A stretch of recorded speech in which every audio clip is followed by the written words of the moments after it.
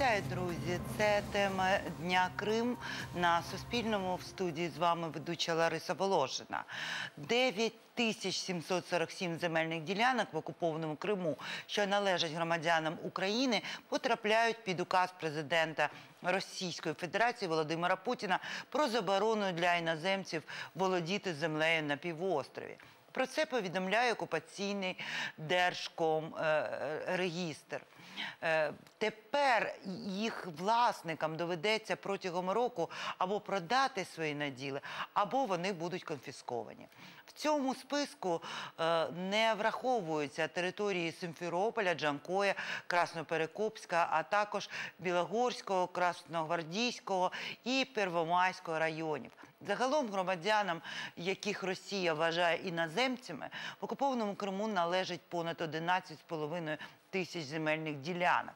Про політику м'якої депортації, яку проводить окупаційна влада в Криму, поговоримо сьогодні з нашим гостем. З нами на зв'язку член Меджлісу кримськотатарського народу, голова Кримськотатарського ресурсного центру Іскандер Барієв. Вітаю вас, пане Іскандере. Добрий вечір. Ну от ми чуємо ці жахливі цифри. Майже 10 тисяч ділянок можуть бути конфісковані. На ваш погляд, чи окупанти наважаться на такий крок? Но поскольку президент Российской Федерации издает подобный указ, и поскольку они обозначают районы, куда вошли 19 районов, в том числе и Севастополь, и Керчь, и Феодосия, то я думаю, это будет их целенаправленная дальнейшая политика, потому что они будут руководствоваться своим внутренним правом России и законами Российской Федерации. Другой вопрос, что здесь действительно, издавая подобный указ, здесь действительно нарушаются права граждан, по предварительной информации, по предварительным данным, опять же, оккупационных властей, будут страдать люди из 55 стран, не граждане Российской Федерации. Ну и как как Крымско-Татарский ресурсный центр, мы делали заявление, что это грубое нарушение 53 статьи 4 Женевской конвенции, это нарушение Декларации ООН о правах коренных народов, потому что когда мы говорим о нарушении прав и без согласования и с представительными органами коренных народов, и в том числе, когда мы говорим о том, что страна-оккупант не может, скажем, принимать решения на территории, которая является территорией другого государства. И, соответственно, здесь однозначно мы можем видеть некую такую процессы, скажем, которые могут привести, в том числе я не исключаю, и к тому, что к эскалации напряженности в Криму. На ваш погляд, чим викликане таке рішення? От конфісковувати ділянки? Я думаю, что в первую очередь Российская Федерация, она исходит из своих стратегических целей, потому что она Крым не рассматривает все-таки как рекреационную территорию. И для Российской Федерации абсолютно неинтересны жители Крыма, тем более жители, которые не согласились принимать российское гражданство, а среди них в том числе и люди еще без гражданства, потому что здесь достаточно большое количество людей, которые получили виды на жительство в Украине и являлись гражданами, в частности, я говорю о ранее депортированных крымских татарах, являются гражданами Узбекистана или Таджикистана или других стран, то, соответственно, они лишены этого права. А поэтому Российская Федерация, она больше, с одной стороны, я вижу несколько целей. Первая цель – это, скажем, развитие своих военных баз, и, соответственно, это связано с именно приграничными так называемыми территориями в соответствии с российским законодательством. И вторая цель, которая преследуется, это, конечно же, вынудить тех людей, которые не захотели брать российское гражданство, через собственность, через право на землю, попытаться, скажем, привлечь их к российскому гражданству. и отказу от гражданства других стран, в частности, от Украины. Ну от ви згадали вже, що там же ж не тільки громадяни України, там багато було земельних ділянок, будинків у людей, які були громадянами Білорусі, громадянами тієї самої Молдови, тобто ті, хто тікав з Придністров'я, країн Балтії, там дуже багато було людей. До речі, і росіян в українському Криму було багато, хто володів без питань. От на ваш погляд... По предварительным данным, вот нам известно, что в списках представители 55 стран, и если брать по рейтингу, по количеству людей, это, конечно же, в первую очередь, это граждане Украины, это граждане Белоруссии, Германии, Казахстана, Узбекистана, и по тем же данным оккупационной власти, получается, граждане Узбекистана порядка 215 человек, граждане Германии 355, Казахстана 334, Белоруссии 570, а Украины 12 146. И это еще, я думаю, не полный список, и, скорее всего, это количество будет еще увеличиваться. Ну, от ви погоджуєтеся, що це ж справа для Європейського суду з прав людини. Тобто, ну, абсолютно зрозуміло, що будуть позови і будуть вимога, ну, принаймні, компенсації від людей, які втратять майно. І от тут виникає питання нещодавнього повернення Російської Федерації в ПАРЄ. Знову ж таки, там одна з причин була, тому що Росія, мовляв, буде, ну, таким чином, вона буде якимось чином дотична до Європейського суду з прав людини. На ваш погляд, от таке рішення і таке просто тотальне позбавлення громадян їх власності на чужій окупованій території. Чи не може це стати причиною, ну, нарешті, хоча б більш змістовного розмову про посилення кримських санкцій або про виключення Росії з ПАРЄ, чи ще якихось засобів? Что касается возвращения Российской Федерации в Парламентскую ассамблею Совета Европы, логика тех, кто отстаивал эту позицию, заключалась в первую очередь в том, чтобы Россию вернуть на дискуссионную площадку, где можно было бы обсуждать все эти вопросы и, соответственно, чтобы Россия выполняла европейские конвенции. С другой стороны, мы видим следующие моменты, что вот здесь много зависит от того, как поведут себя сами граждане других стран, не российские граждане, я бы так бы сказал, в ответ на подобные действия. Ведь на самом деле мы можем столкнуться с двумя проблемами. Одна проблема, когда данные граждане, они будут исходить из следующего. Они будут стараться сохранить какой-то ресурс и будут пытаться за это время максимально быстро продать земельные участки и свою собственность для того, чтобы получить хоть какую-то денежную компенсацию, понимая то, что процессы в Европейском суде, они будут длиться очень долго, и насколько они смогут получить результат. Потому что сама процедура на самом деле не быстрая. С другой стороны, я бы все-таки был бы сторонником и являюсь сторонником того, что этим людям, в отношении которых начнут изымать собственность именно на этих территориях в виде земельных участков, то здесь им нужно, а у них есть все равно документация украинская, на основании которых они и являются собственниками. Здесь действительно собирать материалы и, соответственно, подавать в Европейский суд по правам человека, потому что это все как раз-таки очень подходит. И действительно, это были бы массовые подачи заявлений. И, в частности, мы, как Крымско-Татарский ресурсный центр, мы готовы были бы и сейчас готовы оказывать содействие в этом направлении. И поэтому наши юристы, наши опытные юристы, которые подавали не одно уже заявление в ЕСПЧ, а сотни, то мы, в принципе, готовы оказывать консультацію давати і оказувати содействие в подачі заявлень. На ваш погляд, а що буде з тією нерухомістю, яка стоїть на цій землі? Тому що, крім земельних ділянок, у людей же ж на них побудовані там, ну, якісь споруди.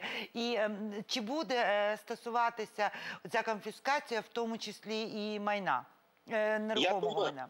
Да, думаю, что оккупант поступит здесь хитро, как это делалось, скажем, с местами, так называемыми местами самозахвата или самовозврата. Если помните ту ситуацию, когда они то есть оккупационная власть, пыталась найти собственников тех строений на местах самовозврата и, соответственно, пытались с ними договориться, чтобы они сами разбирали и, соответственно, за это компенсировать именно за вот эти объекты.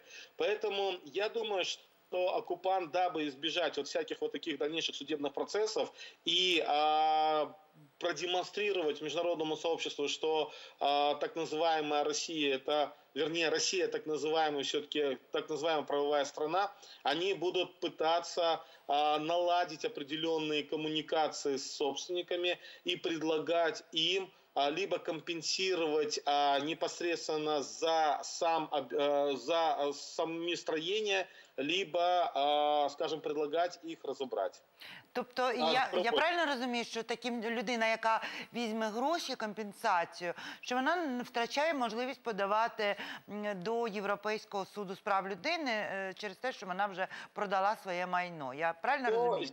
Здесь, конечно же, здесь может по-разному, конечно, трактоваться, и, соответственно, конечно, уже позиции этих людей, они очень сильно будут ослаблены при желании уже подать заявление в ЕСПЧ. Это однозначно. Знаєте, мені ця історія дуже нагадує те, як поводяться інші країни на окупованих територіях. Зокрема, Ізраїль, він виділяє величезні гроші на те, щоб викуповувати у власників, у правочинних власників їх нерухомість там, і потім таким чином змінювати не тільки людей, заселяти на території, які є не ізраїльськими, і це скрізь в всіх міжнародних документах проговорюється, але вони таким чином фактично захоплюють землю, тому що, абсолютно зрозуміло, що якщо на цій території живуть твої громадяни, то навіть якщо світ не визнає її твоєю, тим не менш, це твої громадяни, твої виборці, твої резиденти. От на ваш погляд, чи не є це такою спробою централізовано не тільки замістити населення, але ще і якимось чином узаконити окупацію? Я и допускаю такой вариант, потому что на самом деле право на собственность это является одной из основных ценностей западного мира, потому что собственность человека это очень важно, и никто не имеет права отбирать собственность. И поэтому в данном случае, когда, скажем, оккупационная власть предоставит в любой европейский суд, предоставит документы о том, что объект был выкуплен или компенсирован в финансовом плане, то тут уже понятно, что это добровольное желание, получается, собственника. И поэтому здесь действительно очень тяжело оспорить или выиграть в этом деле. И мы же понимаем, что люди в целом, если у них нет, скажем, каких-то других ценностных моментов, я имею в виду именно привязка непосредственно к земле, принципиальные какие-то позиции и так далее, то люди в первую очередь руководствуются тем, что лучше я сейчас возьму то, что я смогу получить, и это будет лучше, чем я буду годами ждать решения Европейского суда по правам человека. И вот здесь это вот есть слабые моменты в этом плане, и поэтому, конечно же, с этими людьми нам, я считаю, и правозащитникам, и особенно украинскому государству нужно активно работать, и украинскому государству нужно серьезно вести работу и Министерству юстиции Украины, и прокуратуре Автономной Республики Крым нужно вести серьезную работу с этими людьми, чтобы их максимально защитить. А що, на ваш погляд, от ті, хто не захочуть брати компенсацію, не захочуть якимось чином вирішувати з окупантами, чи наважиться окупаційна влада у цих людей позбавляти їх власності? Тому що, як ви сказали, власність для світу є більш непорушною, право власності, ніж право, наприклад, територіальної цілісності. Тому от тут виникає питання, чи будуть вони дійсно заходити і забирати її, і ризикувати опинитися перед Європейським судом з прав людини і іншими судами, які би просто розтрощили їх позицію. Но с позиции международного права и с позиции украинского законодательства они являются собственниками, и они полное право имеют, и имеют большой шанс на выигрыш именно в международных судах.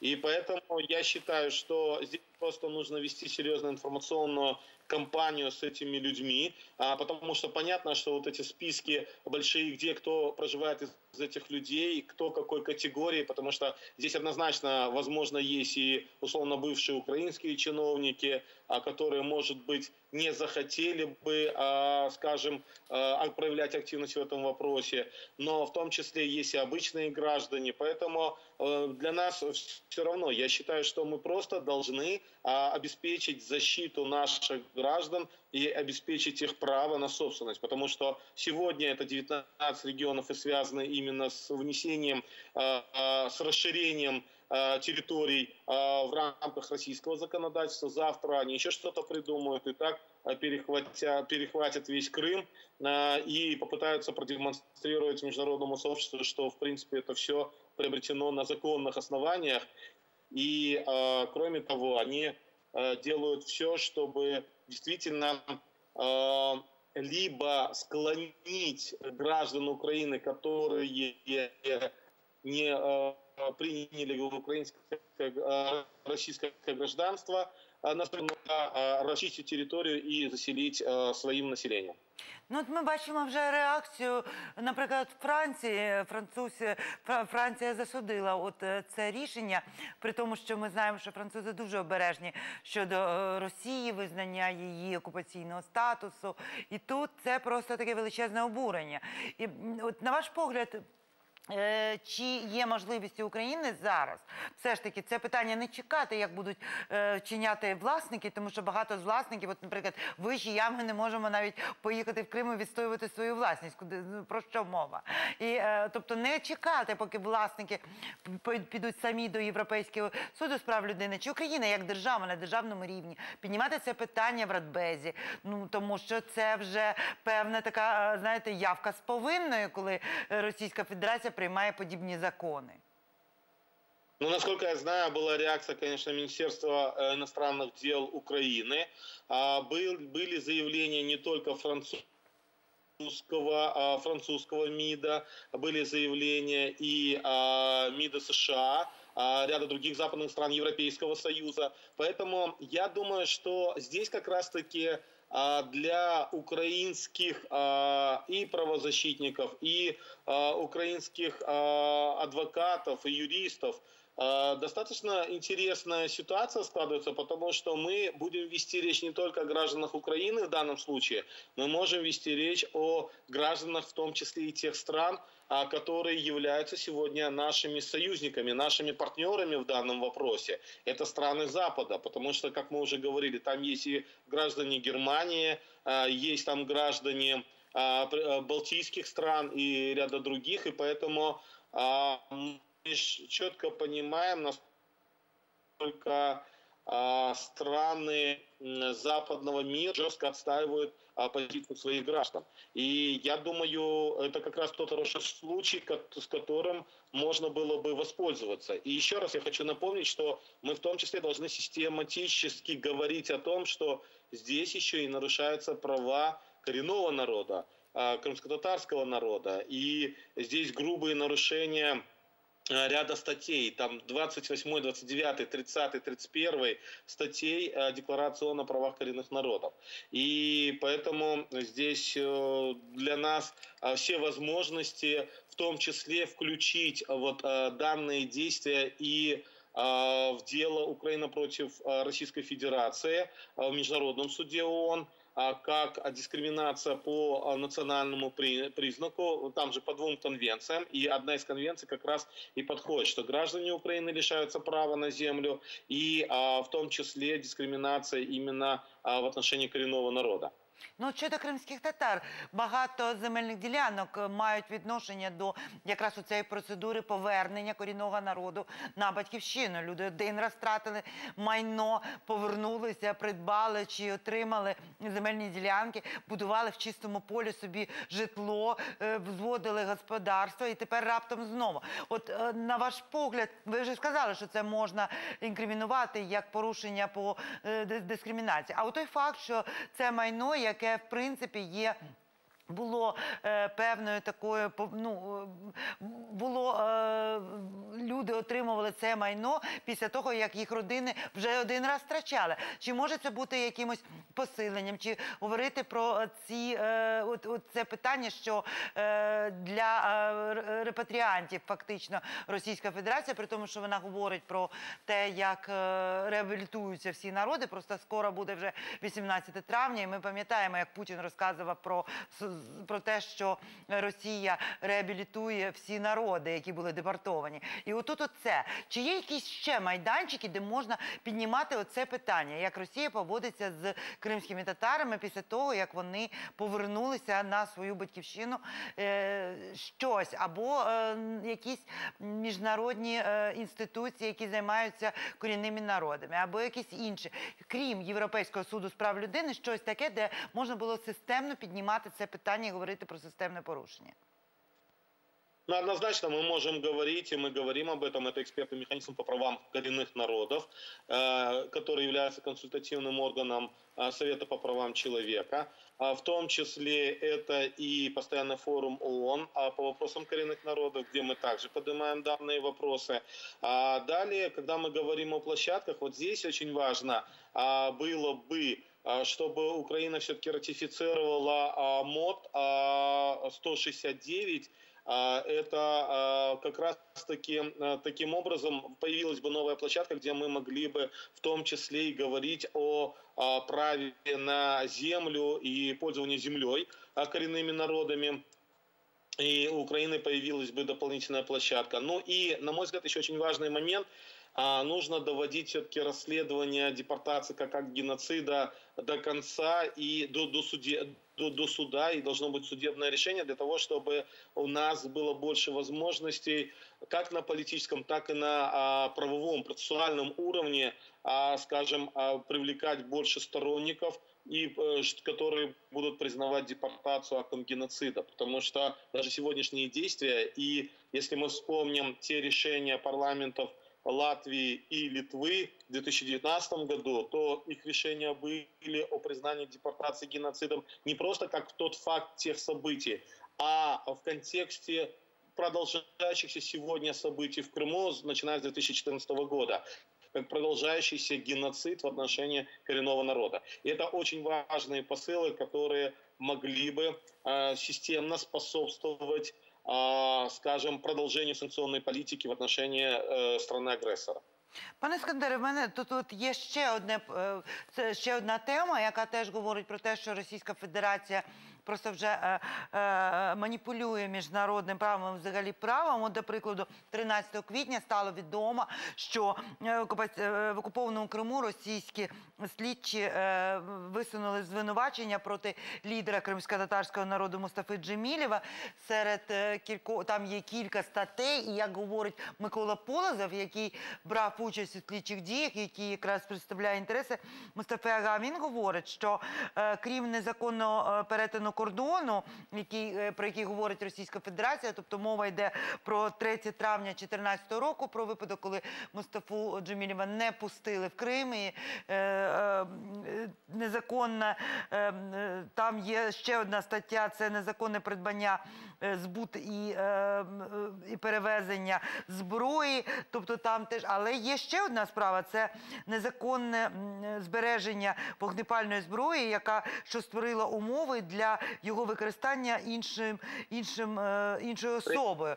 Тобто, фактично, Микола Полозов говорить, що мова йде про карну справу, яка була в травні 2013 року проти сина Мустафи Джемілєва. От скажіть, будь ласка, яким чином окупанти можуть взяти і поновити якимось чином проти українського громадянина справу, яка вже давним-давно закрита? От що це таке? Це хіба не порушення прав? Росія ж не мала юрисдикції в той момент навіть за власним визначенням над Кримом. Ну, смотрите, раз открывают, значит могут. Это во-первых. Ну, понятно, что в России же, в Российской Федерации там скажем, не верховенство права, а именно политические заказы. На мой взгляд, это первая и основная реакция на то, что было заявлено, что именно 3 мая будет проводиться акция, международная ненасильственная мирная акция «Мир против насилия, оккупации», «Марш достоинства». И, конечно же, это связано с той датой 2014 года, когда собрались на границе более 3000 человек, и я там лично был, и тогда люди безоружные не испугались вооруженных российских солдат. А это всегда самое страшное для оккупантов. И поэтому, конечно же, они начали поднимать эти дела. Конечно же, это незаконно, потому что действительно 2 статьи, которые вы назвали, это статья по хранению, по приобретению 10 патронов, и вторая по незаконному хранению. Опять же, действительно, юрисдикция была полностью украинская, и Россия никакого отношения к этому не имеет. А третья статья – это незаконное пересечение границы. Границы какой? Ведь на самом деле мир сегодня признает Крым неотъемлемой частью Украины. И поэтому это на самом деле из пальца высосанные статьи, но при всем том это дает основания в первую очередь для них, не то что основания, а возможности для них запугать, ведь это целенаправленно сделано не против Мустафы Джемилева, а целенаправленно это делается в отношении наших соотечественников, которые проживают в Крыму. Ведь на самом деле именно на основании этих дел они опять же в том числе дают предостережение потенциальным активистам, которые потенциально могут приехать на границу со стороны Крыма для того, чтобы встречать тех людей, которые придут на ненасильственную международную акцию. И понятно, что эти все дела начали открываться, пошли в разработку еще до того, как было объявлено, что данная акция в связи с коронавирусом будет переноситься. Поэтому, на мой взгляд, это так называемые превентивные меры со стороны Российской Федерации, со стороны оккупационной власти. И это еще раз демонстрирует, что оккупанты, говорят же, шапка на вору горит, то, соответственно, оккупанты боятся тех мирных акций и пытаются закрыть путь в Крым, путь домой тем людям, которые на самом деле хотят зайти туда без оружия. И таким образом максимально дискредитировать и максимально запугать потенциальных активистов, которые могли бы, скажем, внутри Крыма подняться. Ну, от сам Мустафа Джемілєв, він в коментарі Крим Реаліям сказав, що, я цитую, він має намір домагатися розширення західних санкцій проти тих, хто переслідує його як в Російській Федерації, так і в окупованому Криму. Але от чому мене зацікавили два ці випадки, як то конфіскація майна, так і справа по Мустафі Джемілєву. Розумієте, окупанти постійно намагалися зробити вигляд, що вони є правова держава.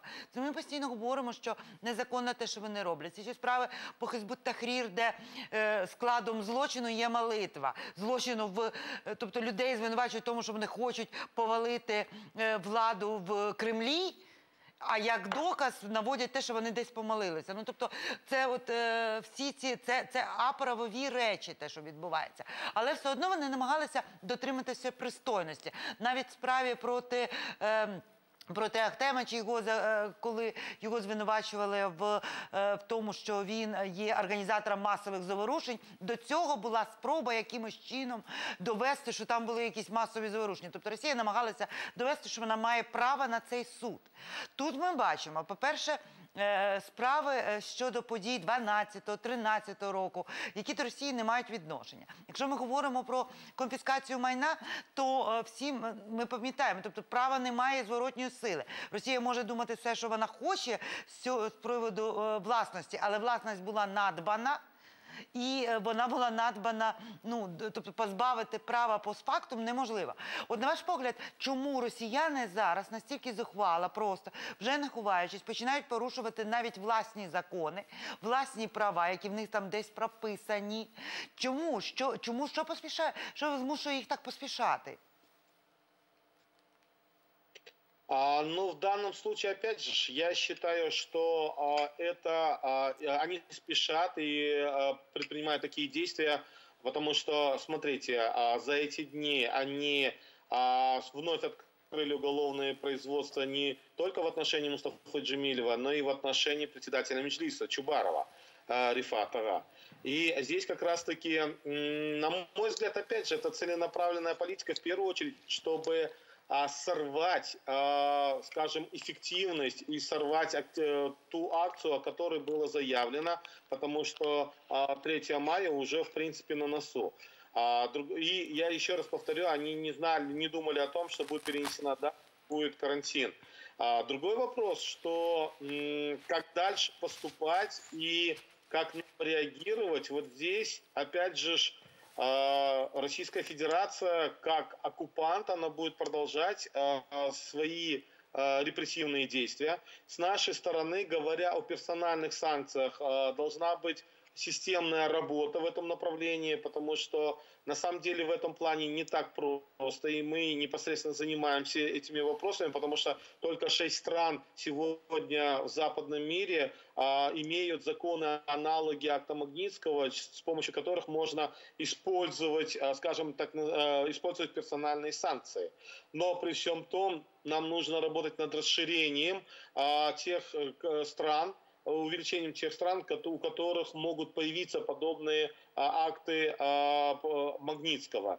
И поэтому здесь и велась активная работа, в частности, и с Италией, и с Австралией, и с рядом других европейских стран, и с Нидерландами, с Королевством Нидерландов. Потому что российские чиновники, которые совершают подобные преступления и выносят преступные приговоры или преступные решения, они будут тогда осознавать, когда для них будет закрыт весь мир. И таким образом, или закрыты их счета в тех же так называемых, в тех же стабильных банках европейских. Поэтому здесь у нас работы на самом деле очень много, ее нужно продолжать делать. И, соответственно, мы будем видеть точечные удары, в том числе и по тем персоналиям, которые вот выносят подобные преступные решения.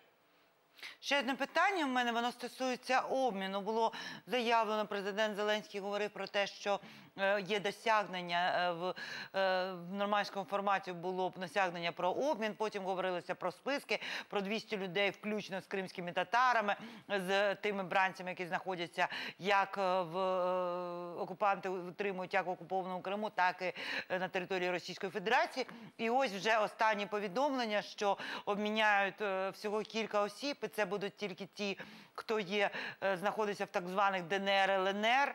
Наприклад, Станіслав Асєєв говорив, що всіх, кого він особисто подавав на ім'я президента, людей, яких він згадав через тих, хто сидів в ізоляції, тобто так званій катівні, він сказав, що немає жодного. І от я просто дуже часто зустрічаю в Фейсбуці, люди пишуть про те з Криму, що, мовляв, є якась гра навколо бранців, що звинувачують навіть керівництво Меджліса в тому, що вони якось отримують, не подають списки. Зрозуміло, що питання не в тому, це є питання Володимира Зеленського. Тим не менше, я хочу зрозуміти, от скажіть мені, будь ласка, який механізм подачі оцих списків? Чи є можливість впливати на те, кого подають і президенту, кого не подають? І, безумовно, чи є можливість впливати на те, кого Володимир Путін відпустить, а кого не відпустить?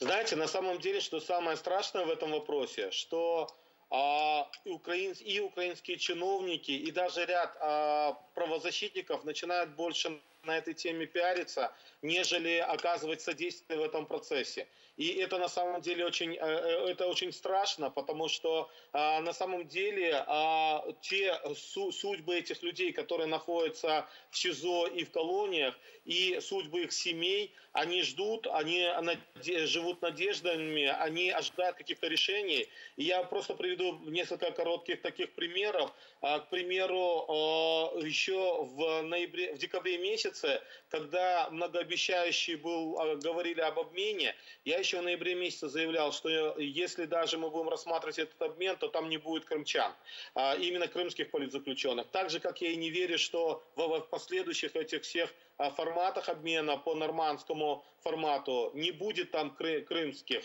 И мне звонит, вернее, со мной связывается один из политзаключенных, который находится непосредственно в колонии на территории Российской Федерации, и пишет, что вот мне обещали, что я в списках, но почему освободили, а меня тут нет.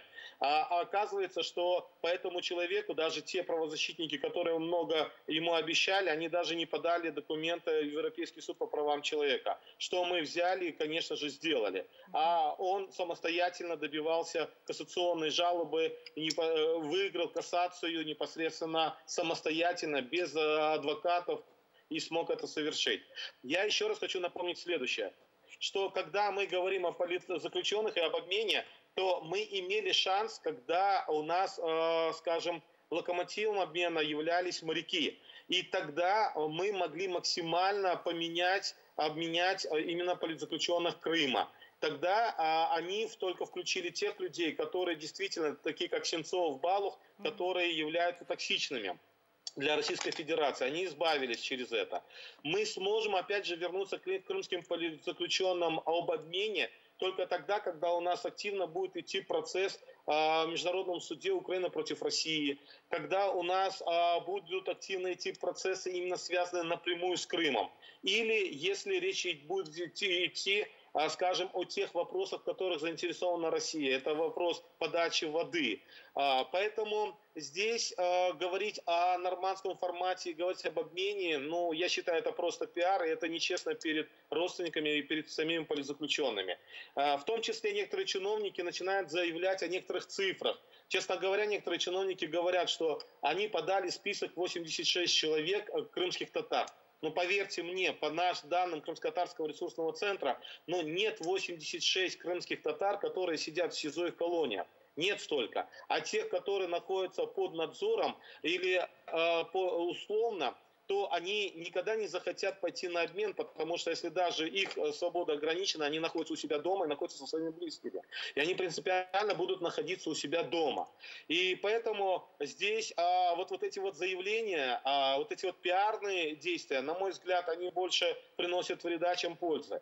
Поэтому с нашей стороны важнее, чтобы украинское государство все-таки приняло закон о политзаключенных, чтобы украинское государство выделяло ассигнования для поддержки наших политзаключенных, и чтобы украинское государство четко вело процессы именно, скажем, на международном уровне. И единственный шанс, который есть в 2020 году, это когда перейдет в активную фазу рассмотрения дела Украины против России в Европейском суде по правам человека.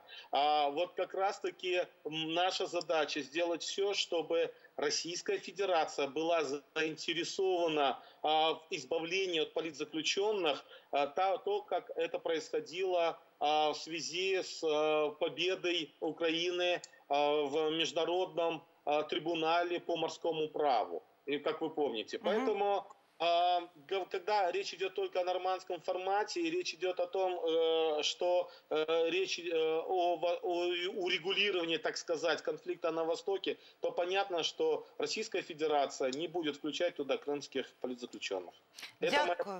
Дякую, пане Іскандере. Обманывать людей нельзя. Я хотіла б вже дуже коротко одне питання. Якщо є такі інсинуації з іменами, якщо людям обіцяють і навіть не подають, то чи не є доцільним просто публікувати ці імена заздалегідь, щоб людина могла подивитися і зрозуміти, чи її подали, чи ні? Я думаю, это более сложный процесс. Буквально так чи ні? Так. Смотрите, правозащитные организации могут подать списки, а формируют все-таки непосредственно в офисе президента. Дякую, пане Іскандере. На жаль, наш час вичерпаний. З нами на зв'язку був Іскандер Барієв, член Міжлісу кримськотатарського народу та голова Кримськотатарського ресурсного центру. Цю програму для вас провела я, ведуча Лариса Воложина. І перед тим, як попрощатися, хочу ще раз нагадати, читати нашу сторіночку у Фейсбуці, слідкувати за новинами росіянами з окупованого Криму, а також нагадую, бережіть себе і залишайтеся вдома, дотримуйтесь карантину. На все добре.